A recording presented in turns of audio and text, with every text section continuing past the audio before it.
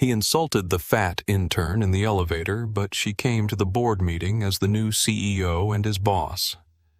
"Get me coffee, you fat-ass joke," he shouted at the new intern. 3 hours later, she walked into the boardroom as the CEO. His jaw dropped. Then she opened the binder and said his name out loud. If you're ready to enjoy this story, click that subscribe button, like this video, and comment where you're watching from. Your support helps us bring more wonderful stories, and trust me, you won't want to miss them. Now, let's get into the story. The executive boardroom of Argent Dynamics fell into stunned silence when Danielle Porter stepped through the double doors in a sleeveless white dress that commanded more authority than the combined decades of every suit at that table. This wasn't the polite quiet of respect. It was the suffocating hush of people watching a bomb countdown they couldn't defuse. Blake Morrison's smirk died on his lips. "Well, well," he'd muttered just hours earlier in the elevator, not bothering to lower his voice. "Let me guess. HR intern? They really are scraping the bottom of the barrel these days." Danielle Porter was 32 years old and had never imagined she'd walk into that boardroom as anything other than the woman who delivered reports no one read. Yet here she stood, heels silent against imported carpet, a leather binder under her arm that contained 8 years of carefully documented evidence. For nearly a decade, she had been the invisible one at Argent Dynamics, the state school graduate surrounded by Ivy League sharks, the woman whose ideas were stolen in meetings she wasn't invited to, the body that was always too much in a culture that worshipped sharp angles and sharper elbows. She had watched Blake Morrison and men like him climb on charm and connections while she worked nights, weekends, and holidays just to be seen as competent. The elevator incident had happened 3 hours earlier, a perfectly ordinary Tuesday morning. Blake had sauntered in with his Bluetooth earpiece glowing like a halo of self-importance, barely glancing at the woman in the loose gray coat. "Next time, grab me a coffee on your way up," he'd said, eyes sliding over her dismissively. "2 sugars, no cream. You look like you know your way around a donut shop." She hadn't responded, just stepped off at the executive floor while Blake's laughter echoed in the metal box. He didn't know the board had been in emergency session since 6 a.m. He didn't know the former CEO had been ousted overnight in a scandal that would hit Bloomberg before lunch. And he certainly didn't know that the woman he'd just mocked had been quietly selected to replace him, approved unanimously by a board tired of men who confused cruelty with competence. Blake had even joked about it in the boardroom while they waited, sprawled in his chair like he owned it. "Bet it's some diversity hire," he'd told Evan Carlisle loud enough for others to hear. "Probably can't even read a balance sheet." Now, as Danielle placed her binder on the table and took the seat at the head, the one with the CEO nameplate that had been installed while Blake was insulting her downstairs, she let her eyes sweep the room with the same calm precision she'd learned from years of being underestimated. "Good morning," she said evenly. "As of 8 a.m. this morning, I have assumed the position of Chief Executive Officer of Argent Dynamics." The room seemed to tilt. Blake's face drained of color so fast someone might have pulled a plug. But Danielle Porter had been preparing for this moment long before that elevator door closed. Long before Blake Morrison thought his cruelty was consequence-free. Long before anyone in that room realized that the woman they'd ignored had been building a case, brick by brick, for the kind of leadership that didn't mistake volume for value. This was just the beginning. 10 years earlier, Danielle Porter arrived at Argent Dynamics with a state university degree and a promise she made to herself in that mailroom: survive long enough to matter. The mailroom wasn't supposed to be her starting point. She'd graduated summa cum laude with a degree in business analytics, armed with recommendations from professors who believed in her. But Argent Dynamics didn't hire based on potential when you didn't have the right pedigree stamped across your resume. Yale opened doors. Princeton got you corner offices. State schools got you a cart full of manila envelopes and a supervisor who forgot your name 3 times in 1 week. Denise, right? Margaret Hollis had asked on her first day, not looking up from her phone. Danielle? Sure. The interoffice mail needs to be sorted by 10 a.m. Don't be late. Danielle wasn't late. Not once in 6 months. Not even the morning she'd taken 2 buses through a rainstorm because her car had broken down and she couldn't afford the repair until her next paycheck. She showed up drenched, sorted every piece of mail with precision, and delivered documents to the executive floor where men in $1,000 suits didn't say thank you. They just held out their hands without making eye contact. Blake Morrison was one of them. He'd joined Argent Dynamics the same month she did, hired straight out of business school with a recommendation from his father's college roommate. He had the easy confidence of someone who'd never had to prove he belonged, who'd grown up being told the world would bend to accommodate him if he just showed up with good hair and a firm handshake. The first time Danielle delivered a file to his desk, he was on speakerphone, laughing about a yacht party in the Hamptons. "Just leave it," he'd said, waving her away without a glance. She left it. Filed away the dismissal like she filed away everything else, quietly, systematically, in a mental archive that would one day become very useful. By month 7, Danielle had been promoted to junior analyst. Barely. The position came with a cubicle so small her chair hit the partition when she turned around, and a salary that required her to keep her waitressing job on weekends. But it was a foot in the door, and Danielle Porter had learned early that you didn't need a red carpet, you just needed a crack in the foundation wide enough to slip through. The microaggressions started immediately. "Oh, you went to State? That's nice. My niece goes there." Sandra Winters, senior analyst, delivered the line with a smile that didn't reach her eyes during Danielle's first team meeting. "Did you bring donuts? I thought I smelled something sweet." Blake, passing her desk one morning, grinning like he'd made a clever observation instead of a comment about her body. "Let's have one of the guys present this to the client. No offense, Danielle, but you know how these old-school CEOs are. They respond better to certain presentations." Her direct supervisor, explaining why her 3 weeks of work would be delivered by someone who'd spent those same 3 weeks playing golf. Danielle smiled, nodded, said, "I understand." She understood perfectly. What they didn't understand was that she was keeping records. Every stolen idea went into a password-protected document on her personal laptop. Every inappropriate comment was logged with dates, times, and witnesses. Every project she completed that someone else took credit for was backed up with email threads and time-stamped files. She wasn't doing it out of spite. Not yet. She was doing it because her mother had told her once, after she'd come home crying from middle school, "Baby, the world won't fight fair, so you keep receipts." Danielle kept receipts. The breaking point came in her second year, during a strategy meeting where she'd been invited, not to speak, but to take notes and learn from the seniors. She'd spent weeks developing a proposal for streamlining the supply chain analytics, a framework that could save the company millions.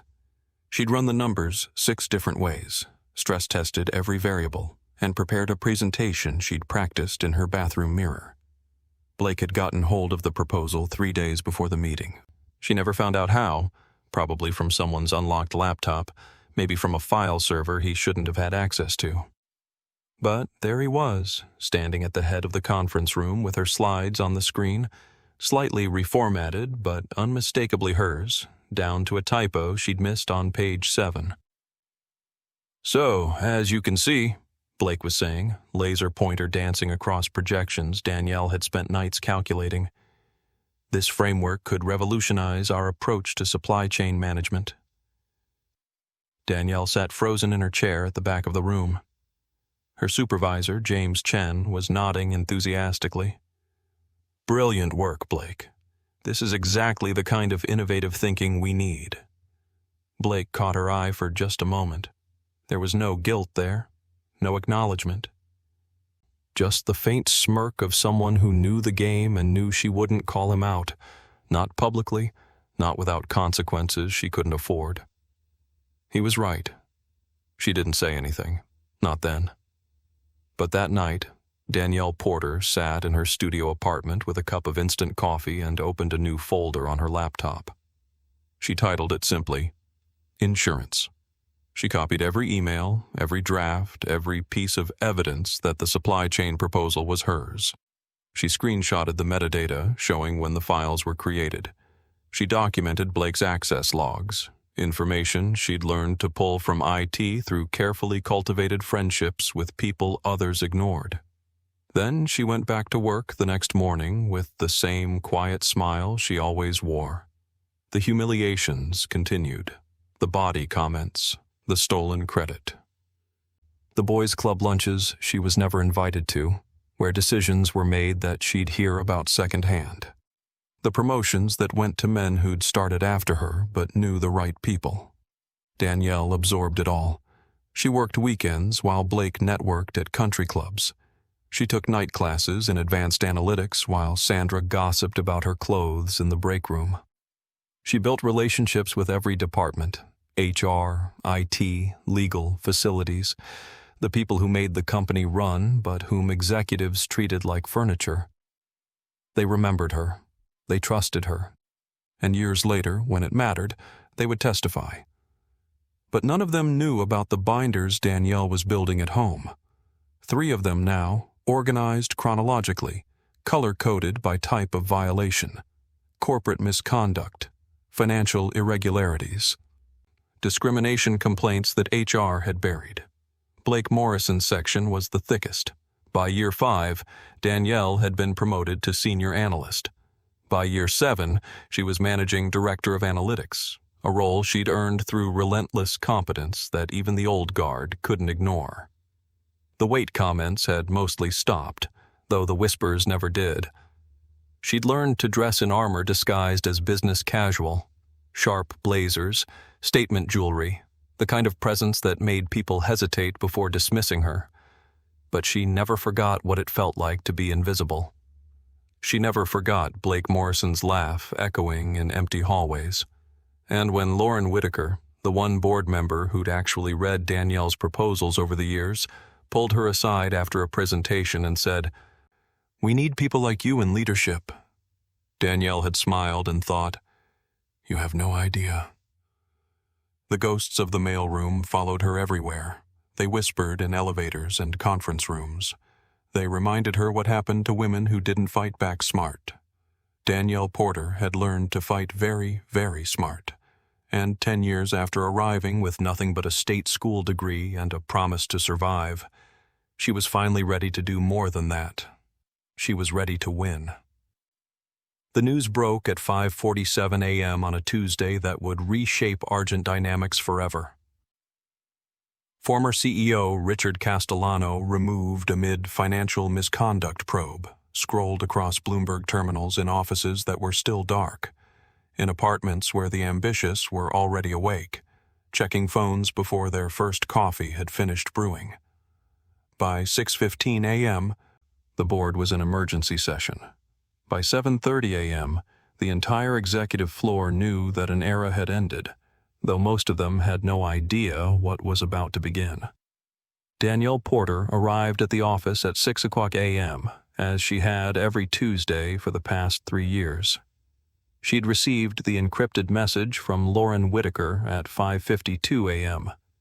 "Emergency board meeting. Your presence requested. Dress accordingly." She'd known this day was coming for 6 months, ever since Lauren had pulled her aside after a quarterly review and said the words that changed everything.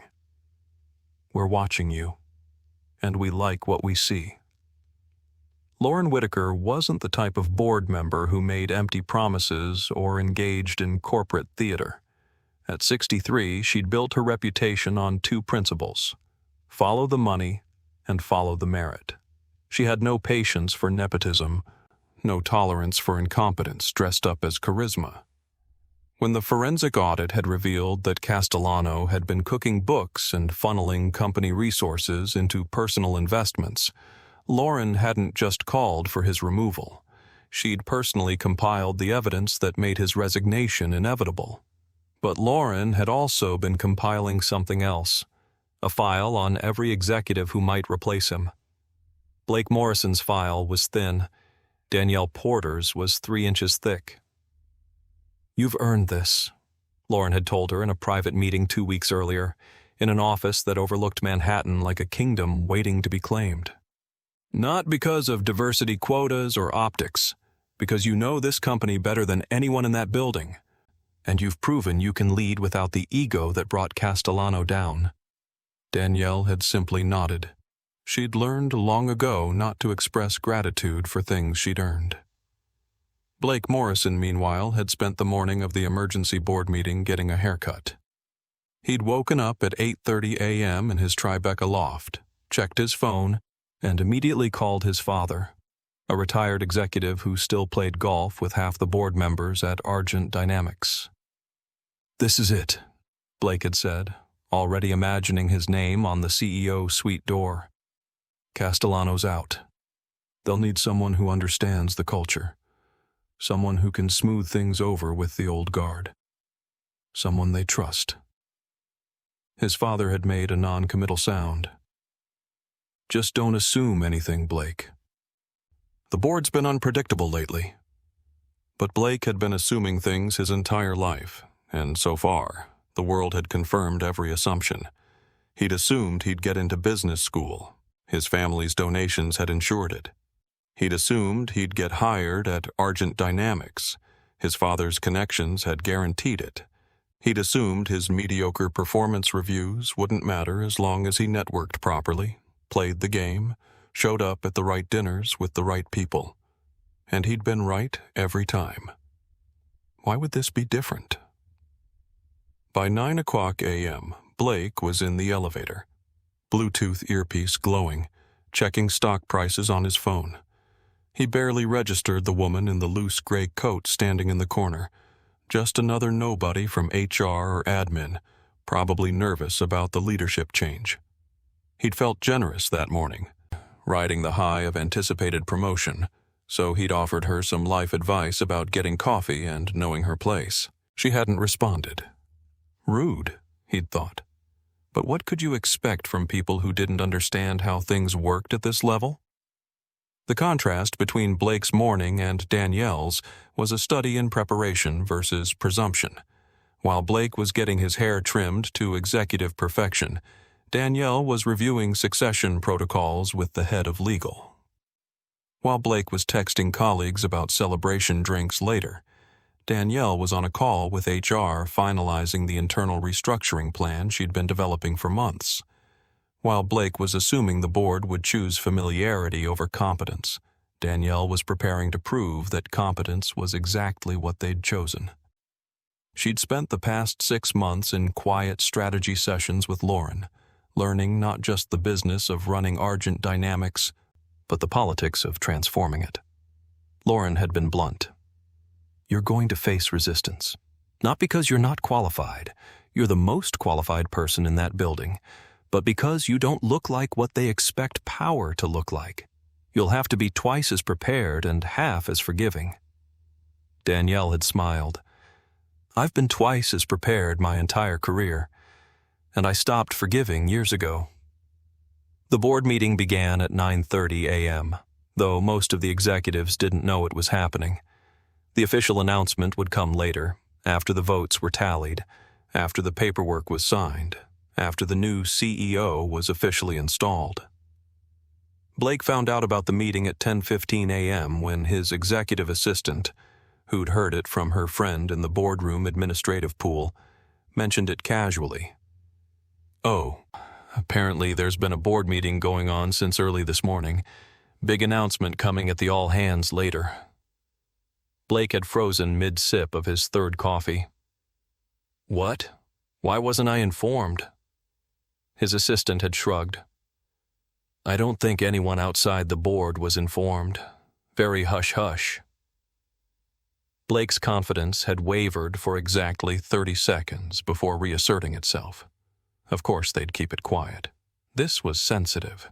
They probably wanted to tell him privately first, let him prepare for the announcement. Maybe they were working out his compensation package right now. By 11 a.m., the board vote was complete. Unanimous. Danielle Porter would become the youngest CEO in Argent Dynamics' 40-year history. By 11:30 a.m., the legal paperwork was signed. The press release was drafted. The internal communications team was preparing the announcement, and at 11:47 a.m., when the email went out to all executives requesting their immediate presence in the main boardroom at noon, Blake Morrison had straightened his tie, checked his reflection in his office window, and walked toward what he assumed would be his coronation. He passed Evan Carlisle in the hallway. "Big day," Blake had said with a knowing grin. Evan had just looked at him strangely. "Yeah, big day." Blake didn't notice the pity in Evan's expression. Didn't register that Evan had just come from a private briefing with the new CEO, a briefing where Danielle Porter had made it clear that loyalty to the old regime would no longer be rewarded, but willingness to change would be. Evan had made his choice. Blake hadn't realized he'd already made his. At 11:55 a.m., Blake entered the boardroom with the casual confidence of someone who believed the game was rigged in his favor. He took a seat near the head of the table, close enough to show he expected to be important, but not so presumptuous as to take the CEO's chair. That would come soon enough. He cracked a joke to Evan about diversity hires and Ivy League puppets. He checked his phone. He didn't notice Lauren Whitaker watching him with the cold assessment of someone evaluating a liability. And at exactly 12:00 p.m., when the boardroom doors opened and Danielle Porter walked in wearing authority like a second skin, Blake Morrison's world didn't just shift. It shattered. The boardroom cleared in stages after Blake Morrison's escort from the building. First the murmurs, then the cautious glances. Finally, the slow shuffle of executives who suddenly remembered urgent emails and pending calls. Only Lauren Whitaker remained, seated at the far end of the table, watching Danielle with the satisfied expression of someone who'd just watched a long game pay off. "You handled that well?" Lauren said. Danielle closed the leather binder in front of her, the one with Blake's termination paperwork, and met Lauren's eyes. "That was the easy part." Lauren's smile sharpened. "Yes, it was." They both knew what came next. Blake Morrison was a symptom. The disease was much deeper, much older, woven into the fabric of Argent Dynamics like rot in expensive wallpaper. You couldn't just remove one infected board. You had to tear down walls. By 2:00 p.m., Danielle had moved into the CEO's office, a corner suite with floor-to-ceiling windows overlooking Manhattan, furniture that cost more than her first year's salary, and a desk large enough to land a helicopter. She'd ordered the previous occupant's personal effects removed before she arrived. No photos of Castellano's yacht, no golf trophies, no remnants of the administration that had nearly destroyed the company from the inside. Instead, on the credenza behind her new desk, Danielle placed 3 leather binders, identical in size, different in content. Each one labeled with a small brass plate. Internal Culture Review, Volume 1. Internal Culture Review, Volume 2. Internal Culture Review, Volume 3. Her assistant, newly assigned, a sharp woman named Maya Chen who'd worked in executive operations for 6 years, noticed them immediately. "Those will be part of the executive briefings this week," Danielle said before Maya could ask. "Schedule individual meetings with each department head, 30 minutes, starting this afternoon." Maya nodded, already typing into her tablet. "Anyone specific you want to see first?" "Evan Carlisle." If Maya was surprised, she didn't show it. "I'll have him here by 3:00 p.m. Evan Carlisle arrived at 2:58 p.m., which told Danielle everything she needed to know about his current state of mind. Evan was never early. He was the kind of executive who made people wait exactly 4 minutes to establish dominance without being overtly rude. But today he was early, cautious, recalibrating. "Danielle," he said as he entered. And she noted the use of her first name, casual enough to suggest they were peers, formal enough to avoid presumption. "Congratulations on the appointment." "Thank you. Please, sit." Evan took the chair across from her desk, his posture carefully neutral. He was 51, silver-haired, Georgetown MBA, and had spent the last decade as chief operating officer by being exceptionally good at reading which way the wind was blowing. He'd never been overtly cruel to Danielle, but he'd never been an ally either. He was a survivor in the way that required calculated indifference. Danielle didn't waste time. "I'm meeting with all department heads this week to discuss the transition and my expectations going forward. Of course, I've prepared a briefing on operational priorities. That won't be necessary yet." Danielle turned slightly, retrieving one of the leather binders from the credenza. She placed it on the desk between them with the deliberate care of someone handling evidence. Evan's eyes flicked to the brass plate. Internal Culture Review, Volume 2. "What you need to understand, Evan, is that this transition isn't just about replacing Castellano. It's about fundamentally changing how Argent Dynamics operates." She opened the binder, revealing tabbed sections, documentation, highlighted passages. "This company has tolerated a culture of misconduct for too long. Not because people didn't know, but because the people who knew chose silence over accountability." Evan's expression remained carefully blank, but Danielle saw the slight tension in his jaw. She turned the binder so he could see the first tabbed section. His name was at the top. "This isn't a termination meeting," Danielle said calmly. "You're here because I'm offering you a choice." Evan finally looked up from the documentation. "What kind of choice?" "The kind that determines whether you're part of the problem or part of the solution." Danielle leaned back in her chair, her voice steady. "You've witnessed violations you didn't report. You've attended meetings where decisions were made that prioritized relationships over results. You've been complicit through silence. I was never. You were in the room when Blake Morrison presented my supply chain proposal as his own work. You said nothing." The air went very still. Evan's face paled slightly. "That was 4 years ago. I have the meeting minutes. I have the attendee list. I have the emails you sent afterward congratulating Blake on his innovative thinking." Danielle's tone didn't rise. It didn't need to. "I also have documentation of 17 other incidents involving various executives across this company. Theft of intellectual property, HR violations that were buried, financial irregularities that were overlooked because they came from the right people." She closed the binder but kept her hand resting on it. "I'm not interested in destroying careers for the sake of revenge, Evan. I'm interested in building a company where merit actually matters, where the best idea wins regardless of who presents it, where people are held accountable regardless of their pedigree or their connections." Evan was quiet for a long moment. When he spoke, his voice was measured. "What do you want from me?" "Honesty, cooperation, and a willingness to testify if and when any of these cases require internal review or legal action." Danielle met his eyes directly. "You know where the bodies are buried, Evan. I need people who are willing to help me excavate them." "And if I refuse? Then you're choosing to protect a system that's already dead, and I'll proceed without you, but not in a way that protects your career in the process." It wasn't a threat. It was a statement of fact, delivered with the calm precision of someone who'd spent 10 years learning exactly how power worked. Evan looked at the binder again, at the tabs with other names he probably recognized, at the sheer volume of evidence Danielle had compiled while everyone else assumed she was just working late. "How long have you been documenting this?" he asked quietly.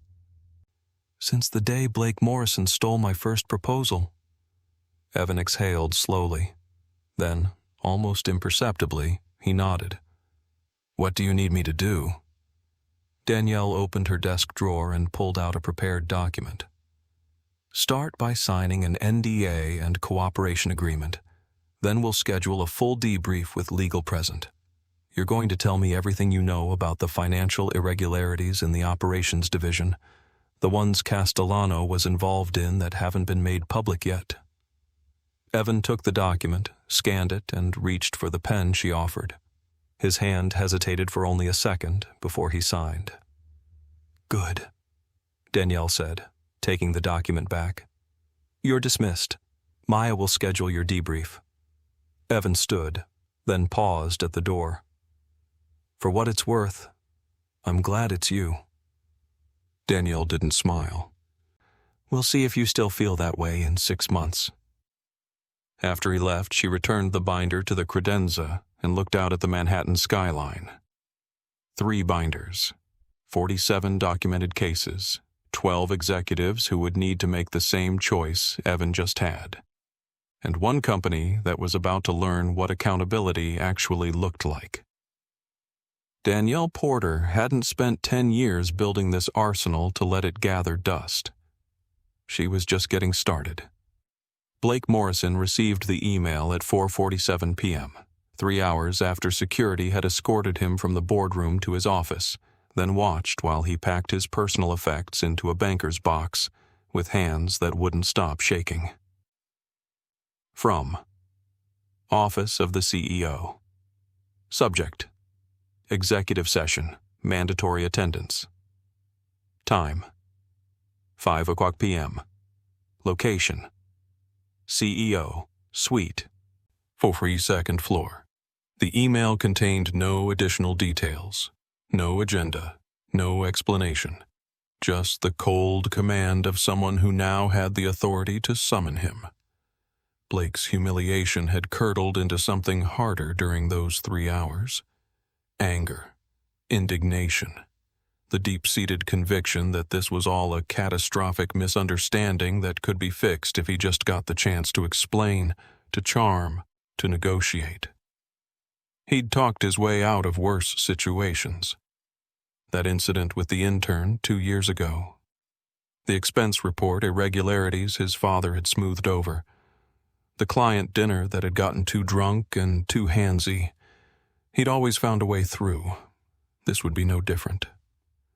By the time Blake entered Danielle's office at 4:59 p.m., early to show deference, to demonstrate he was taking this seriously, he'd rehearsed his approach. Contrite but not groveling. Acknowledge the misunderstanding in the elevator. Offer a sincere apology. Remind her of his value to the company, his relationships with key clients, his 8 years of institutional knowledge. Women liked apologies, especially the earnest kind. "Danielle," he said as he stepped inside, hands open in a gesture of peace. "Thank you for giving me the chance to—" "Sit down, Blake."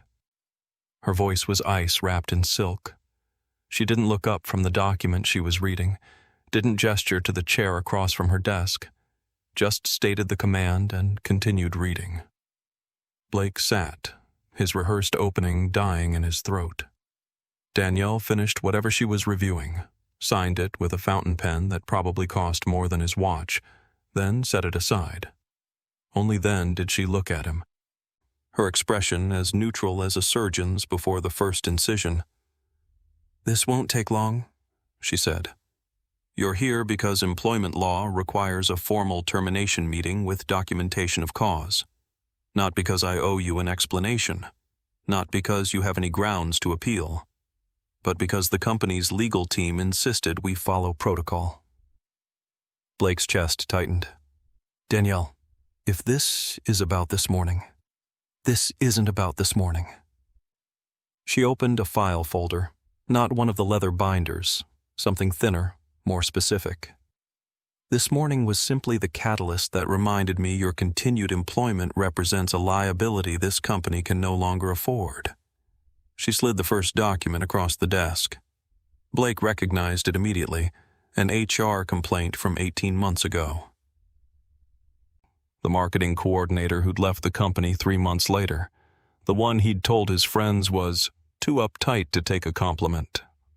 Sexual harassment complaint, filed March 2023, Danielle recited without inflection. Dismissed after the complainant accepted a settlement agreement that included an NDA. The complaint detailed 14 instances of inappropriate comments about her physical appearance, 3 unwanted requests for drinks after hours, and 1 incident where you cornered her in the copy room. That was investigated and cleared. It was buried under a payout and a threat. Danielle slid another document forward. This one's from your expense reports. January through August 2023. Client dinners that didn't have corresponding client meetings. Hotel stays in cities where Argent Dynamics has no active accounts. Charges to strip clubs categorized as business development. Blake's face flushed. Those were legitimate. You billed the company $47,000 for expenses that had nothing to do with company business. Finance flagged it. Your supervisor at the time, who was subsequently fired in the Castellano purge, buried the audit. Another document. The Northbridge Acquisition Analysis, December 2021. You presented a risk assessment to the board that was plagiarized from a McKinsey report, with names changed and formatting adjusted. The board made a $300 million decision based on work you stole. Blake opened his mouth, closed it. His mind was racing, searching for the angle, the excuse, the spin that would make this survivable. Danielle leaned back in her chair, her hands folded calmly on the desk. And then there's the pattern. The junior analysts whose work you've claimed. The administrative assistants you've humiliated. The culture of casual cruelty you've normalized because you've never faced a single consequence. Everyone does that, Blake said, his voice cracking slightly. It's how business works. You can't punish me for what? For being exactly what this company has tolerated for too long? Danielle's expression didn't change. You're right. I can't punish you for that. But I can terminate your employment for documented violations of company policy, ethical guidelines, and basic professional conduct. She closed the folder. You made a joke in an elevator, Blake. This is your punchline. The words landed like a verdict. Blake's composure finally shattered. You can't do this. I'll fight it. I'll go to the board. The board approved your termination unanimously this afternoon. Then I'll sue. Wrongful termination, hostile work environment, discrimination. On what grounds? Danielle's voice remained perfectly level. That you're being held accountable for documented misconduct? Please, retain whatever lawyer you'd like. We'll see you in court with 3 binders of evidence and 12 witnesses prepared to testify. Blake stood abruptly, his chair scraping back. This is because I hurt your feelings this morning. That's what this is really about. For the first time, something flickered in Danielle's eyes. Not anger, something colder. This morning, Blake, you reminded me why I spent 10 years documenting everything. You reminded me that men like you don't change. You just get better at hiding. And you reminded me that the only way to fix a broken culture is to remove the people who broke it. She pressed a button on her desk phone. The office door opened. Marcus Tate stepped inside, his presence filling the room like a wall of inevitability. Mr. Morrison needs to be escorted from the building, Danielle said. His access has been revoked. His accounts have been closed. Security will conduct a final sweep of his office to ensure all company property has been returned. Blake looked between them, panic replacing arrogance. Wait, just wait. We can work this out. I'll apologize to whoever you want. I'll take a demotion, a pay cut. Your employment with Argent Dynamics is terminated effective immediately, Danielle said, each word a door closing. You'll receive 4 weeks severance, more than you deserve, but required by your contract. The NDA you signed upon hiring remains in effect. Any disparagement of this company or myself will result in immediate legal action." Marcus took a step forward. "Let's go." Blake stood frozen for 3 heartbeats, his face a battlefield of emotions he'd never learned to process. Shame, rage, disbelief, then, finally, defeat. "This isn't over," he said, voice hollow. Danielle met his eyes one last time. "Yes, Blake, it is." Marcus gestured toward the door. Blake walked toward it like a man heading to the gallows, his swagger gone, his confidence shattered. His future suddenly uncertain in ways he'd never imagined possible. The door closed behind them with a soft click. Danielle sat alone in her office as the Manhattan skyline darkened outside her windows. She didn't feel triumph. She didn't feel vindication. She felt the weight of 10 years lifting, one terminated employee at a time. There were 11 more names on her list. She opened her laptop and began drafting the next meeting invitation. The email went out to all 847 Argent Dynamics employees at 8:00 a.m. on Danielle's 5th day as CEO. Subject: Culture Reset. Mandatory company-wide initiative. Inside was a 3-page memo that would be discussed in business schools for years to come.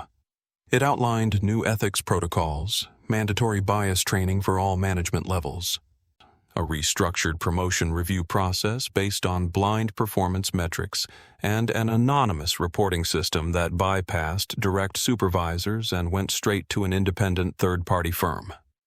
But the paragraph that made phones light up across the building was the last one. Effective immediately, all employees who left Argent Dynamics within the past 3 years, citing hostile work environment, discrimination, or retaliation, are invited to reapply for positions commensurate with their experience. Applications will be reviewed by an external committee and prioritized for rehiring. By 9:00 a.m., Danielle's office line was ringing. By 9:15 a.m., Lauren Whitaker was sitting across from her with a cup of coffee and an expression that was equal parts approval and caution. "You're moving fast," Lauren said. "The culture has been rotting for a decade. Slow change has just managed decay." Danielle pulled up a spreadsheet on her monitor. "I've identified 43 former employees who left under questionable circumstances. 12 of them were top performers whose exit interviews cited discrimination or harassment that HR ignored." Lauren studied the list. "You bring them all back, you're going to have a revolt from the old guard." "Good. Let them revolt on record so I know exactly who needs to be managed out next." Lauren's smile was sharp.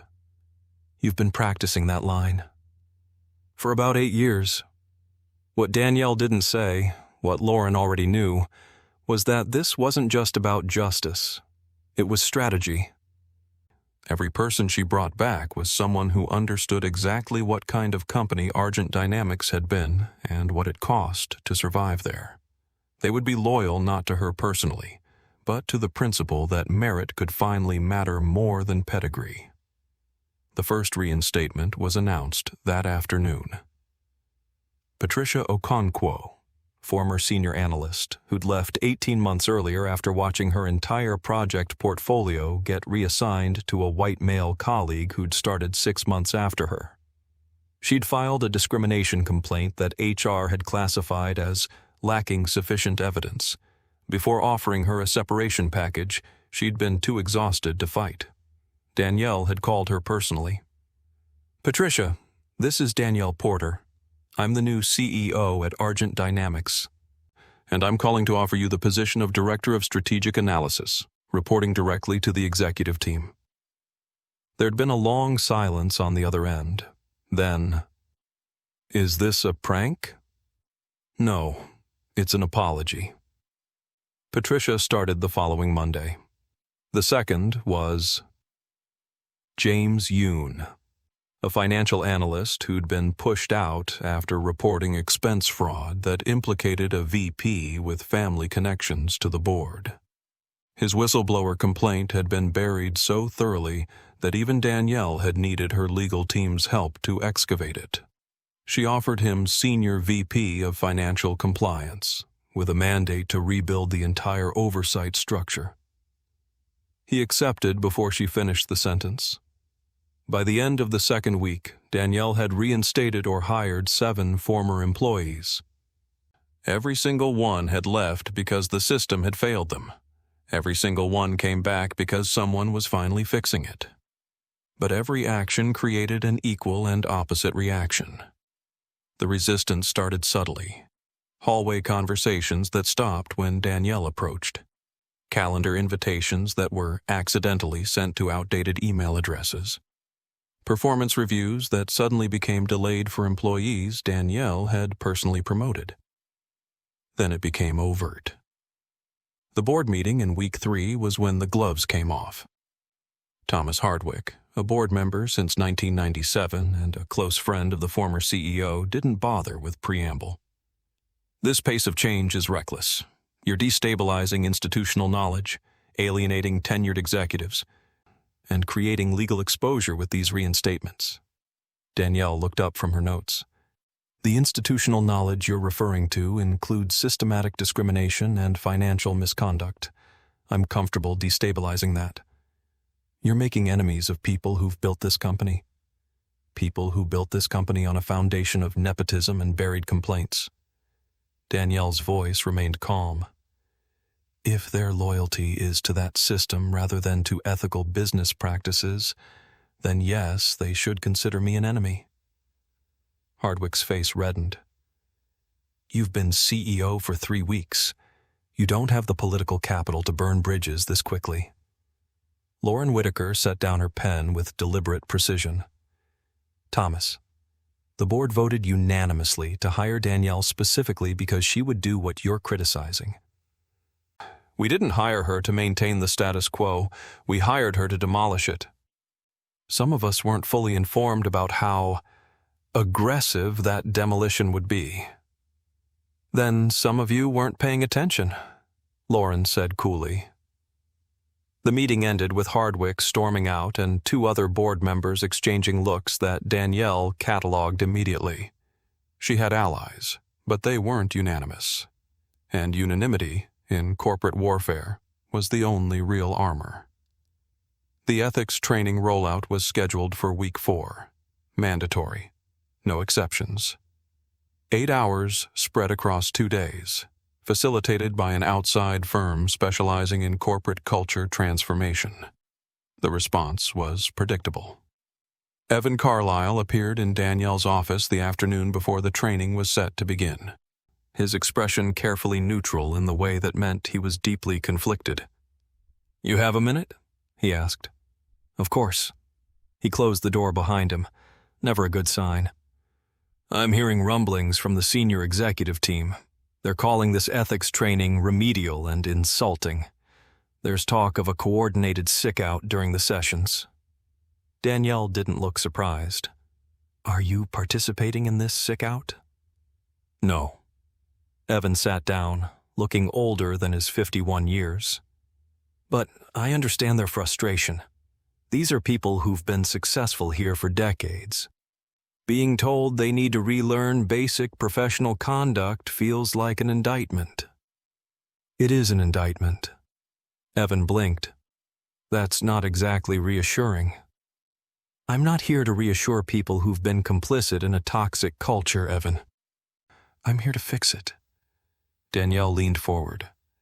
"Every single person in those training sessions has either witnessed misconduct they didn't report, participated in it directly, or benefited from a system that rewarded the wrong behaviors. If they feel indicted, it's because they should.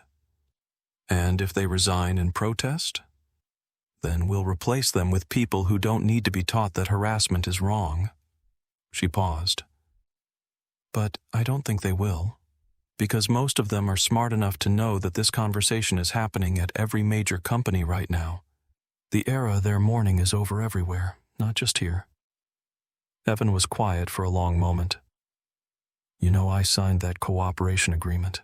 I've been meeting with legal, providing documentation about the operations division irregularities. I know, but there are moments when I wonder if I'm betraying people I've worked with for 20 years. Danielle's expression softened slightly. Not much, but enough. You're not betraying people, Evan. You're choosing integrity over loyalty to a system that was always going to collapse. You just get to be on the right side when it does. He nodded slowly, standing. At the door, he paused. For the record, Patricia Okonkwo was the best analyst we ever had. Losing her was criminal. Yes, Danielle said. It was. After he left, Danielle returned to her monitor, where she was reviewing the preliminary results from the anonymous reporting system that had gone live 1 week earlier. 47 reports in 7 days. 47 accounts of harassment, discrimination, retaliation, fraud. Some named names, some didn't. All of them painted a picture of a company that had been broken long before Castellano's financial crimes made headlines. Lauren had been right. She was moving fast. But Danielle had learned something in 10 years of being invisible. Slow change gave the powerful time to adapt, to protect themselves, to rebuild the same structures with different names. Fast change was the only kind that mattered, even if it meant burning bridges she'd never been allowed to cross in the first place. The article hit Business Insider at 6:42 a.m. on a Thursday, 6 weeks after Blake Morrison had been escorted from Argent Dynamics with a banker's box and a severed future. From mailroom to C-suite, how Danielle Porter's meteoric rise raises questions about merit versus relationships. The headline was carefully worded, just vague enough to avoid direct libel, just suggestive enough to plant the poison. The article cited anonymous sources familiar with the matter, and included what appeared to be excerpts from internal HR files, performance reviews, and promotion records. But the documents had been altered. Subtly, expertly. Dates changed, context removed, performance ratings downgraded from exceeds expectations to meets expectations. Comments from supervisors selectively edited to remove praise and emphasize criticism. The promotion timeline presented without mention of the projects, the night shifts, the stolen work she'd had to prove was hers. And then, buried in paragraph 7, the insinuation that would dominate the news cycle. Sources close to the board suggest that Porter's rapid advancement may have been influenced by a close mentorship relationship with board member Lauren Whitaker, raising questions about whether personal relationships, rather than professional qualifications, drove her unprecedented appointment as CEO. The suggestion was clear, the words never printed. She slept her way to the top. By 7:15 a.m., the story had been picked up by Bloomberg, CNBC, and the Wall Street Journal. By 8:00 a.m., Danielle's photo, an unflattering screenshot from a company video, her face caught mid-sentence, eyes half closed, was circulating on financial Twitter with commentary that ranged from skeptical to openly misogynistic. Diversity hire disaster at Argent Dynamics. Another example of ESG politics destroying shareholder value. She went from fetching coffee to corner office in 10 years? Sure, Jan. The comments section became a cesspool within minutes. Her weight, her state school degree, her race. Every insecurity the culture had ever weaponized against her was now being broadcast at scale, amplified by strangers who knew nothing about her except that she didn't look like what power was supposed to look like. Maya Chen knocked on Danielle's office door at 8:47 a.m., her face pale. You need to see this. Danielle looked up from the crisis management call she was already on with the legal team. One glance at Maya's expression told her everything. "I'll call you back," she said into the phone, then gestured for Maya to close the door. Maya pulled up the article on the large monitor. Danielle read it in silence, her face an unreadable mask. When she finished, she simply said, "Blake, how do you know?" "Because I know exactly which files these are, and I know he had access to the shared drive before his credentials were revoked."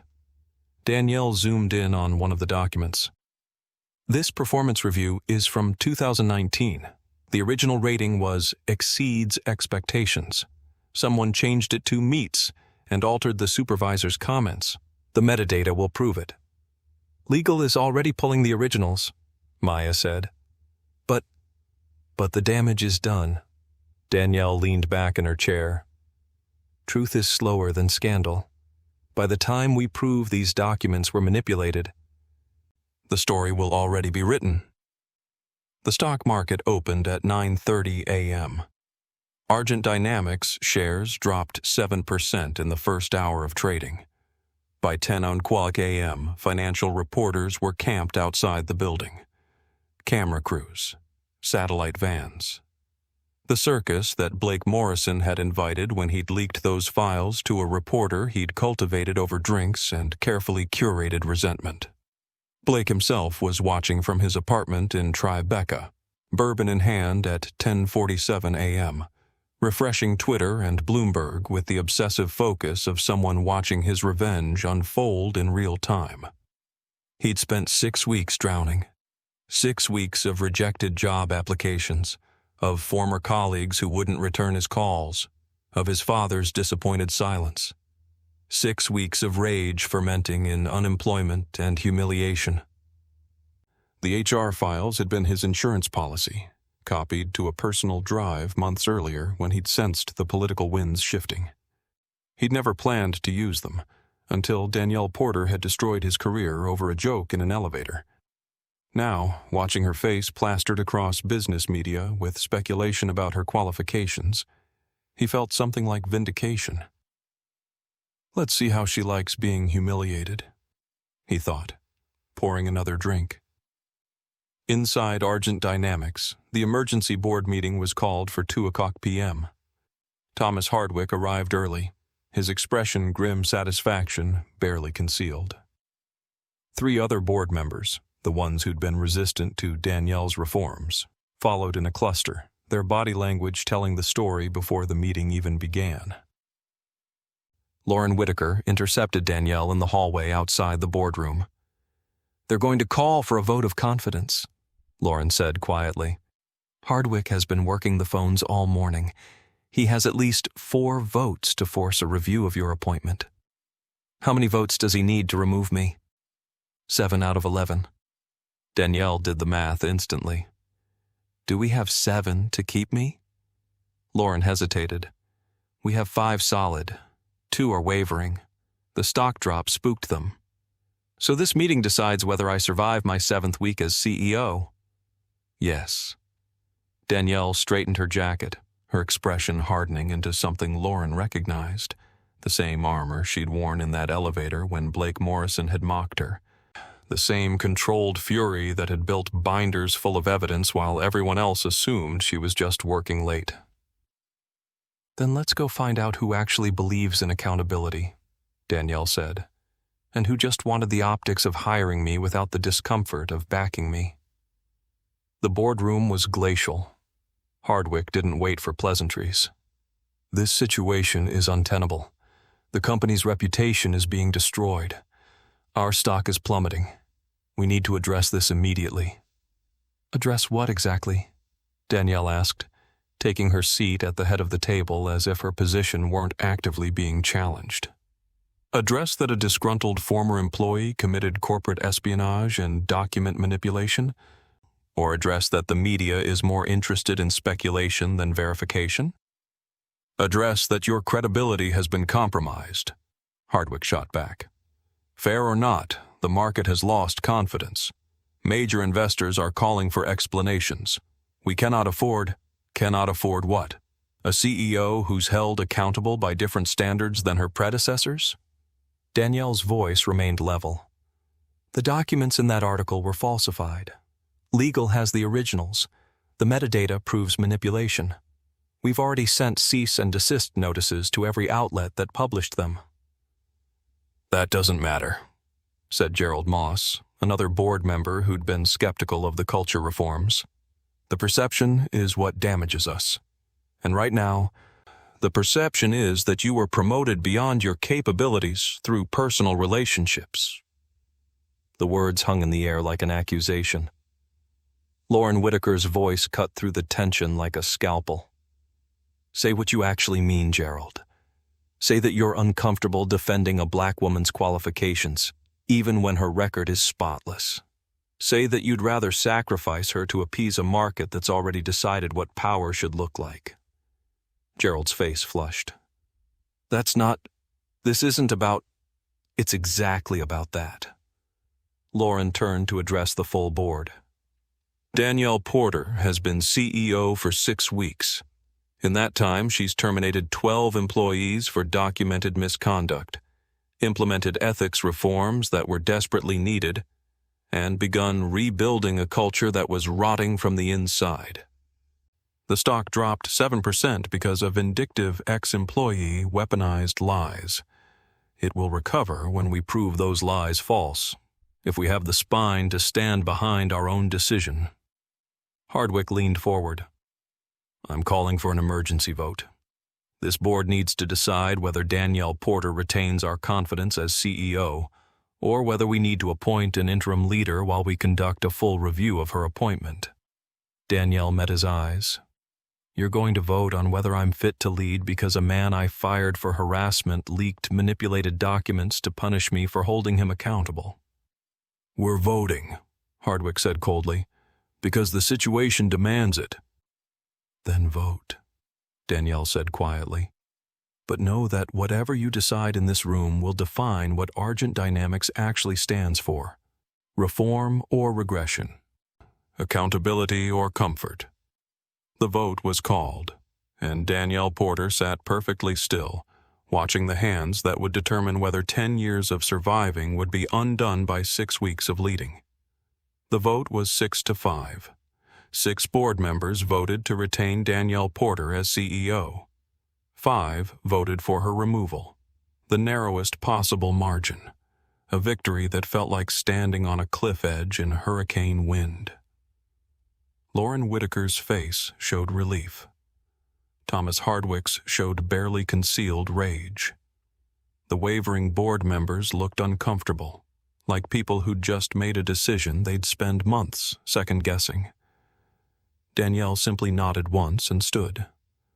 Thank you for your confidence. I won't waste it. She walked out of the boardroom with her head high and her hands steady, even though she could feel the foundation cracking beneath her feet. 6-5 meant half the board wanted her gone. It meant the next crisis could tip differently. It meant she was governing on borrowed time unless she changed the narrative herself. By the time she reached her office, she'd already made the decision. Maya, she said, her assistant looking up from a phone that hadn't stopped ringing since the article broke. Send a company-wide meeting invitation. All hands, mandatory attendance. Tomorrow, 10 o'clock a.m., main auditorium. Maya's eyes widened. Are you sure that's... I'm not going to let Blake Morrison's lies define me, and I'm not going to let the board vote in private while my employees wonder if their CEO is a fraud. Danielle's voice was firm. If I'm going to lead this company, they need to hear the truth from me. All of it. The invitation went out at 4:17 p.m. By 4:30 p.m., speculation was rampant. By 5 o'clock p.m., employees were placing bets on whether Danielle was about to resign. She spent that evening in her office with Lauren and the legal team, preparing. Not rehearsing, Danielle had learned long ago that authenticity couldn't be scripted, but gathering the evidence that would turn testimony into fact. You don't have to do this, Lauren said quietly, around 9 o'clock p.m. when the lawyers had finally left. We can release a statement. Let legal handle it. You don't owe them a public reckoning. Danielle looked up from the documents spread across her desk. Yes, I do.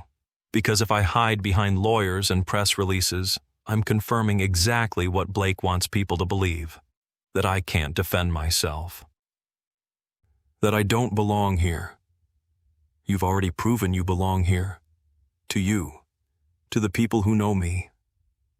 Danielle's expression was resolute. But there are 847 employees in this company who only know what they've read in the news. They deserve to hear the truth, and I deserve to look them in the eye when I tell it. The auditorium at Argent Dynamics seated 900. By 9:45 a.m. the next morning, every seat was filled, and employees lined the walls. The energy was electric with anxiety, the kind of tension that precedes either disaster or transformation, and no one knew which. Danielle stood backstage, listening to the murmurs beyond the curtain. Maya was beside her, holding a tablet and looking nervous. Audio is queued up, Maya said quietly. Whenever you're ready. Danielle nodded. She wore a navy suit, simple and sharp, with the same gold earrings she'd worn the day she'd walked into the boardroom as CEO. Armor disguised as jewelry. At 10 o'clock a.m. exactly, she walked onto the stage. The murmurs died instantly. Danielle stood at the podium, letting the silence settle, letting 847 pairs of eyes find her and make their own assessments. She didn't smile, didn't offer the performative warmth that women were always expected to lead with. She just stood there, present and unflinching. Good morning, she began, her voice carrying clearly through the sound system. I'm sure you've all seen the news this week. I'm sure you've read the articles, seen the headlines, maybe even participated in the speculation about whether I'm qualified to lead this company. She paused. I'm here to set the record straight. Not because I owe the media an explanation. They've already decided what story they want to tell. But because I owe you the truth. Danielle stepped out from behind the podium, holding a remote in one hand. 10 years ago, I started at Argent Dynamics in the mailroom. State University graduate. No connections. No family legacy. Just a degree and a belief that hard work mattered. Her voice was steady, conversational. I was promoted to junior analyst after 7 months. Not because someone did me a favor. Because I delivered every assignment early, accurate, and better than expected. She clicked the remote.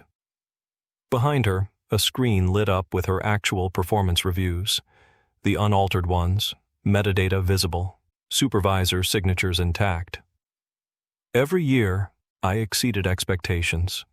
Every year, I took on projects no one else wanted. Financial modeling, risk analysis, supply chain optimization. Another click. Project lists appeared, each one time-stamped and documented. And every year I watched my work get presented by someone else, usually someone who looked like what you expected leadership to look like. A ripple went through the audience. People shifted uncomfortably. The documents leaked to the media this week were altered, falsified. We have the originals, and they tell a very different story. Click. Side-by-side comparisons appeared. The fake reviews versus the real ones. The manipulations highlighted in red. But the person who leaked them knew something important. A lie travels faster than the truth, and some lies are more believable than others, especially when they confirm what people already want to think. Danielle's eyes swept the auditorium. I didn't sleep my way into this position. I documented my way here. Every stolen idea, every buried complaint. Every instance of misconduct that was ignored because the person committing it had the right pedigree or the right connections. Her voice grew quieter, more intense. I built 3 binders full of evidence because I knew that being twice as good would never be enough. I had to be 10 times as prepared. She paused, then said the words that would change everything. And I have one more piece of evidence. Click. Audio filled the auditorium, crystal clear, time-stamped, security elevator recording from 6 weeks earlier. Blake Morrison's voice, dripping with condescension. "Let me guess, intern from HR? They really are scraping the bottom of the barrel these days." Silence. Then Blake again. "Next time, grab me a coffee on your way up. 2 sugars, no cream. You look like you know your way around a donut shop." The laughter that followed, Blake's laughter, echoing in that metal box, sounded exactly like what it was. Cruelty disguised as humor. The auditorium was deathly silent. Danielle let the recording finish, let the silence stretch until it became unbearable, then spoke. "That was the morning I became CEO. 3 hours before Blake Morrison sat in a boardroom and called me a diversity hire. 3 hours before I fired him for 8 years of documented misconduct." She looked out at the sea of faces, some shocked, some ashamed, some visibly moved. He leaked those files because he couldn't accept that actions have consequences, that the culture that protected him for years was finally over. She stepped forward, closer to the edge of the stage. "I know some of you are wondering if I can lead this company through this crisis. I know some of you are questioning whether the board made the right choice." Her voice dropped, became something almost intimate despite the hundreds listening. "So, let me be clear. I didn't survive 10 years of being overlooked, underestimated, and insulted so I could retreat the first time someone tried to destroy me with lies." Danielle's eyes blazed. "I may have been the intern you ignored, but I am the CEO you will remember." The words landed like a declaration of war and a promise of salvation all at once. For 3 heartbeats, the auditorium remained frozen. Then Patricia Okonkwo stood up in the 3rd row and started clapping. James Yoon joined her. Then Maya from the side of the stage. Then a junior analyst in the back whose name Danielle had learned in her first week. The applause built like a wave, rolling through the auditorium until it became thunder.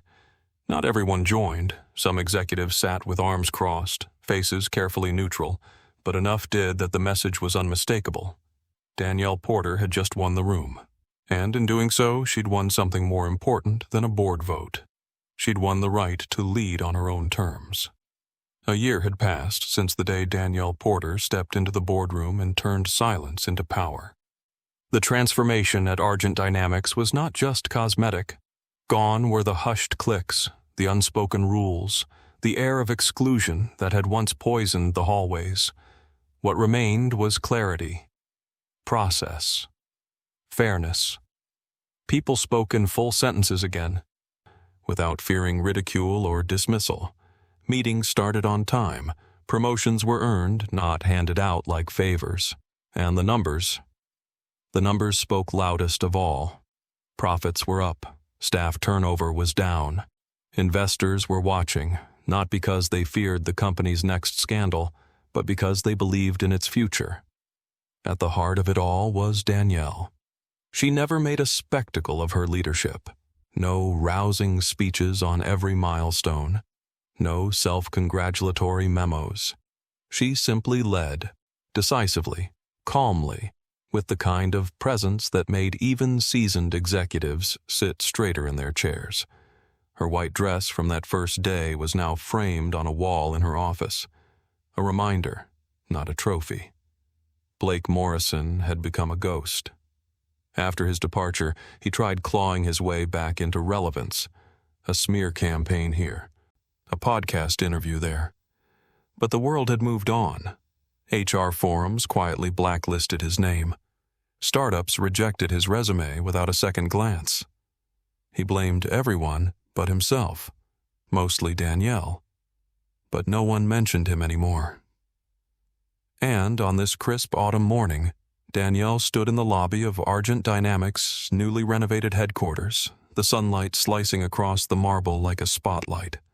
She paused just inside the revolving doors, taking in the space. A large silver sculpture of a phoenix stood in the atrium. A recent installation.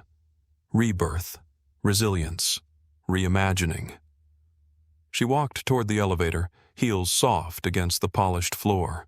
A group of interns had just finished their onboarding session and stood near the elevator bank, wide-eyed and chattering.